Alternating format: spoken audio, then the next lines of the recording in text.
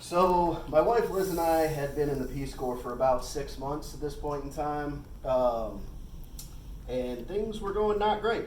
We were in Senegal, West Africa. We were in a village that had decided they didn't want to work with her because she was married to me, which meant she was there to wash my clothes and dishes and cook for me, which for a woman that basically majored in international feminism, this was not going awesome.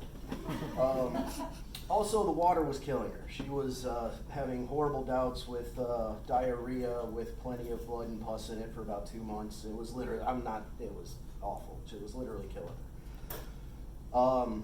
We'd signed up for 27 months. That's what a Peace Corps service is, and we wanted to do that, but we couldn't stay there. But the Peace Corps won't move you. You either make it through and you deal with what happens in your site, or you go home. We decided we were going to be sneaky and basically move ourselves, get everything done that we needed to do, and including find work for ourselves, and then call the Peace Corps and ask for forgiveness instead of permission, if that makes sense. And it was all set out. The only thing we had to do was I needed to meet with the director of the Forestry Service in Kadagu, the largest town near us and the one that we were trying to move to, and get signed off for a project that I'd thought of. I'm in the village, Liz is in Kadagu. I'm jumping on my bike, really excited, leaving 5 hours later than I expected to, which isn't awesome because that means now it's 120 degrees, 98% humidity, and I'm on a bicycle going 30 miles through the bush, and I'm going. And I immediately, this is the pace I wanted to do. Biking easy, 30 miles, up and down hills. I immediately get hit by a cloud of tsetse flies.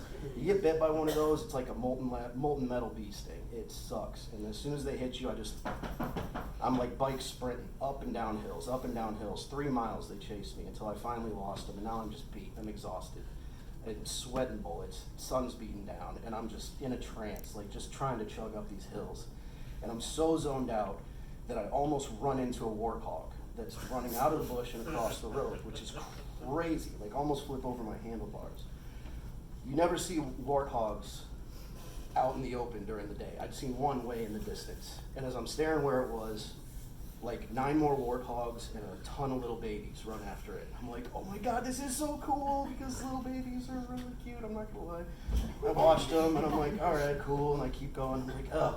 And I hear some rustling in the bushes. I'm like, oh shit, more warthogs. No, 50 baboons, little babies, across the road. Never seen baboons. Now I'm kind of freaked out because they will literally tear you apart if they decide to. So I'm keeping my distance, let them go, and this keeps happening. 5 minutes later, more warthogs. 10 minutes later, more baboons. And then finally, about 20 minutes after that, I'm like staring down this cream-colored civet monkey who's doing the "come on me bro" dance, you know, while his like family runs behind him. And I'd never even heard of these things. I was floored.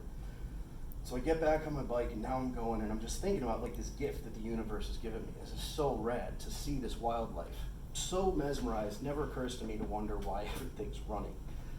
I finally get to the midpoint, which is a huge hill. It's the worst, crappiest hill. It's super steep, it's really high, but once you get on the other side, it's smooth sailing. And I'm so excited. I'm like, finally, okay, I can just make this last 15 miles. I'm gonna take a break at the top of the hill. I can hear this roar of like a truck in the distance, but it sounds like it stops by the side of the road because it's not getting closer, so I'm not worried about it. I get up to the top of the hill, I'm like, push, and like, and I get up and I look out for the truck and discover there's no truck. Everything's on fire. Everything's on fire. Everything that way's on fire. Everything that way's on fire. Everything that way's on fire. And it, immediately I'm shocked, and then after that, my stomach just sinks and it goes up into my throat. Because I'm screwed. Because I have to meet this director the next day. He's gone for like a month after that, and we can't sit in the fucking village for like another month. Shit and blood and, etc. And so we have to go home. Like, this is it. Like, I've screwed everything up. Like, I was so late, everything caught on fire.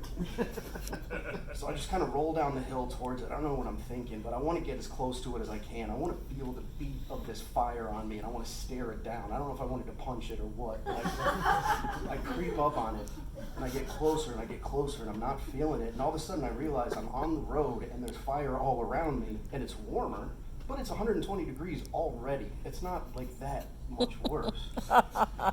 And I see the road stretches ahead of me, and while everything else is on fire, the road's not, and everything to either side is good. So I pull out a cigarette, light it up, like screw it, and I just went. Just head down, fire on either side, just roaring, all I can hear, and it's like about 1.5 miles, and I got through the other side, rode to Katagoo, cracked open a beer, hammered it down, fell asleep immediately, still just reeking of sweat and like smoke. I got up the next day, and I made it to this meeting, and I pitched it to this guy, and it went okay. We called the Peace Corps like right afterwards, and they weren't happy about what we'd done, but they recognized the moxie, and they did end up letting us move. And we spent another 1.5 years in Africa and had a really rewarding experience. I learned 2 very, very important things that day that I want to share with you. Number 1, if you're in the wilderness and all the wildlife is running in one direction, you might at least want to think about why that might be happening. It's just a good idea. And the second thing is, no matter how well you plan things out, no matter how well you have things all set up, at some point you just got to put your head down and just fucking ride through the fire.